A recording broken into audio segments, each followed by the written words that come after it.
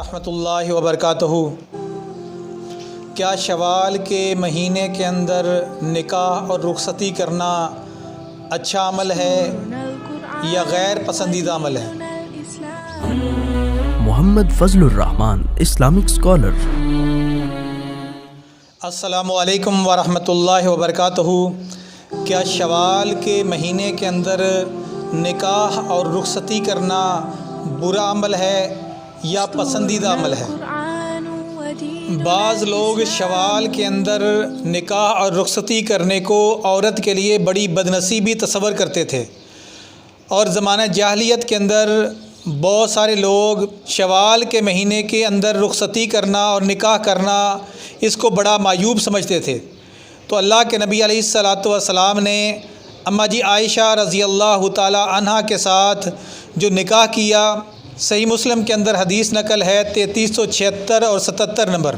اماں جی عائشہ رضی اللہ تعالیٰ عنہ فرماتی ہیں کہ اللہ کے نبی علیہ الصلاۃ والسلام نے جب مجھ سے نکاح کیا تو میری عمر 6-7 سال تھی، اور جب میری رخصتی ہوئی تو میری عمر 9 سال تھی، اور جب اللہ کے نبی علیہ الصلاۃ والسلام کا وصال ہوا تو میری عمر 18 سال تھی۔ اور صحیح مسلم کے اندر حدیث نقل ہے 3378 نمبر۔ اماں جی عائشہ رضی اللہ تعالیٰ عنہ فرماتی ہیں کہ نبی کریم صلی اللہ علیہ وسلم کے ساتھ میرا نکاح ہوا، وہ شوال کے مہینے کے اندر ہوا، اور رخصتی بھی شوال کے مہینے کے اندر ہی ہوئی۔ تو اماں جی عائشہ رضی اللہ تعالیٰ عنہ فرماتی ہیں کہ کون سی عورت ہے جو مجھ سے زیادہ خوش نصیب ہے؟ اماں جی عائشہ رضی اللہ تعالیٰ عنہ اس بات کو پسند فرماتی تھیں کہ عورتوں کی رخصتی شوال کے مہینے کے اندر ہو۔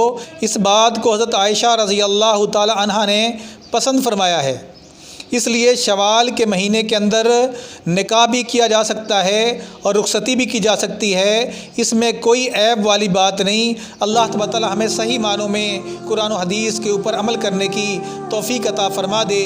السلام علیکم ورحمۃ اللہ وبرکاتہ۔ بہترین صدقہ جاریہ حاصل کرنے کے لیے اس ویڈیو کو لائک، کمنٹ اور شیئر کرنا مت بھولیں۔ محمد فضل الرحمان کے آفیشیل یوٹیوب چینل کو سبسکرائب کیجیے۔